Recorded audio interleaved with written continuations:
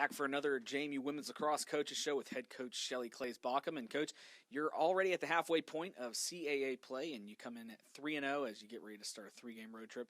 How important was it to finish the first half undefeated in conference play?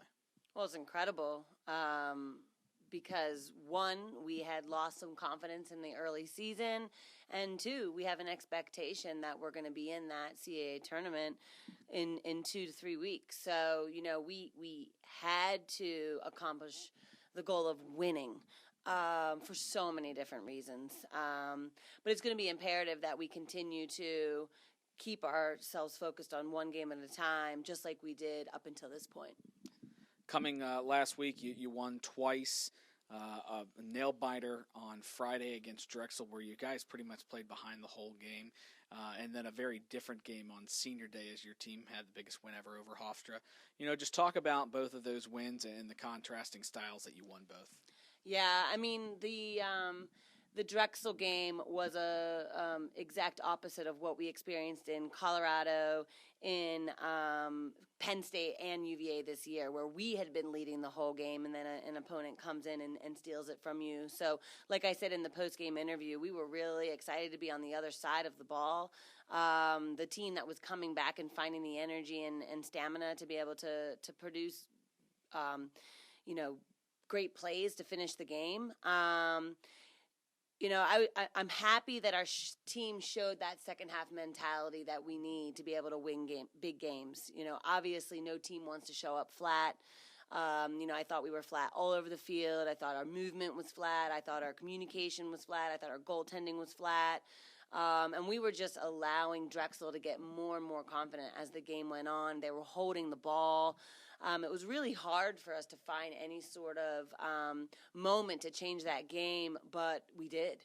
And that's, in the end, what it takes. It just takes a certain level of intensity, a certain level of mentality, somebody on the field to do something special to help your team find the momentum it needs to win that game. And I thought that, the goaltending change that we made with Caitlin Martindale, I thought that the draw controls, being able to win in the second half was huge for us. I thought Haley Warden and Elena Romsberg were huge, and Taylor Gress were huge in those areas. And then just finishing on the attacking end. And I think that in the second half, we were a little bit more team-oriented, a little bit more unselfish, willing to move for each other and willing to share the ball. And I believe 3 of our second half goals were assisted. And then obviously the game winner was assisted. So I think anytime you can get the goalie turning to make a save, you're going to be in a better situation. And then on Sunday for senior day, team got down a little bit early, but not like it had been in past where you're down 2 or 3 goals, kind of stayed within a goal. And then the defense really turned it up, allowing the offense to turn it up. And you guys walk out with the 12-goal win. So talk about that win in the final home game. Yeah, I think that both opponents were really great opponents. Drexel was excellent. We talked about their hunger. Hofstra is a great opponent too, and they had lost 2 key players coming into our game, but we had experienced that going up against UConn earlier in the year, where they had lost a couple of starters, and we learned very quickly that doesn't change the level of play of the team. So we were really steadfast on anticipating and assuming the best potential Hofstra opponent. And they have some great players. So I was really impressed with our team's ability to stay focused, to not get distracted. It was a physical game. Both teams were fouling quite a bit. But I thought that our composure on the defensive end really took them out of the game. I thought that we really communicated well. We clogged space really well. Obviously, number 17, Lindsay Scott, was able to step up for their team, having 6 of their 8 goals. But the rest of the team really struggled. And that's what we're looking for. We're looking to be the better team on game day and not allowing one individual to beat us. And I thought we did a great job of maintaining our defensive composure. In that win over Hofstra, you had a pair of senior captains reach career milestones as Betsy Angel and Jaci Gordon, 24 minutes apart, both scored their 100th career goal. That's a pretty remarkable number for anybody, but to have 2 do it in the same game, how neat is that as a coach for these 2 young ladies? Well, I think it just shows the wealth of my talent on this roster. You know, we are very fortunate at JMU to be able to work with some of the best athletes in the country. I think both Betsy Angel and Jaci Gordon are really unselfish players. They both assist and score goals. So, you know, their ability to get that type of accolade with season to go is really a testament to their total package game. You know, they both have great vision. They both have great shots. They're both lefties.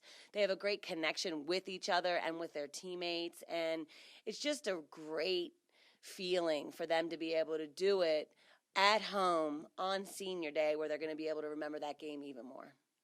Haley Warden was clutch all week long, especially in that Drexel game down the stretch. She was named CA Defensive Player of the Week for the first time in her career. Just talk about her intangibles and really how important she was in keying these 2 wins. She's very deceptive in the way that she plays. You know, she's got great explosion. She's got great stamina. But looking at her, you might not think that. Her hands are incredible, and her vision. I mean, she's probably one of our smartest players on the field. We're trying to give her more confidence to speak up and be a vocal leader. But she's a finisher. You know, she knows how to finish plays, and this season we've been really pushing her to develop her offensive confidence. She's been confident on the defensive end from the beginning. So for her to get a defensive accolade, I think it's just a testament to her her ability, and, you know, how she's able to impact every aspect of the game. She's getting ground balls, getting cause turnovers. She's a huge part of our defensive unit, but she's also, you know, second or third on the team in draw controls, third on the team in points. You know, she's just such a well-rounded player, and for her to be able to have this kind of presence on our team as a sophomore, I think just speaks to her ability within the game of lacrosse. You went through 2 different goalies throughout the week. You know, just talk about, obviously, you're still, I think, looking for that one to say, this is my cage. But just talk about what you saw from both goalies and how you kind of approach that moving towards this 3-game road trip. Yeah, we're not going to overthink our goalie position this year. We've got 3 great goalies who are just a little bit, you know, inconsistent from day to day. Ellie Harmeyer had been our most consistent goalie leading into the game, into the weekend. We felt that she deserved to start. But if you don't have it, you don't have it. We're not going to overthink it. We're just going to make a change. And I think that Kmart did a great job without pressure of coming in. She had been able to read the shots from the sidelines, seeing what their tendencies were, and able to come in and make a huge impact for us. And that's just what we'll do from here on out. You know, if we have a goalie that steps up in practice and has momentum behind them, they'll earn the start. If they're not doing the job, we'll put somebody in who can. You know, we've got great competition in that position, and we're going to continue to use that until we finish this year. This week, it's only 1 game for you guys. You head down south to Elon, the first ever trip to the Burlington area to take on the Phoenix. Last year's game in your first meeting was pretty lopsided, a 17-goal win here in Harrisonburg. But this is a pretty improved Elon team. They're 1-1 in league and 8-4 overall, a win over Duke earlier in the year. You know, just talk about your upcoming opponent and what we can expect out of this game coming up. Well, I think Elon's sitting pretty right now in the conference. They've received a couple of transfers that are huge impact players for them. They don't have a lot of pressure coming into the season. There's no real expectation of the program yet, so they're able to just come in and enjoy the opportunity to compete, and that's a great position for any program to be in.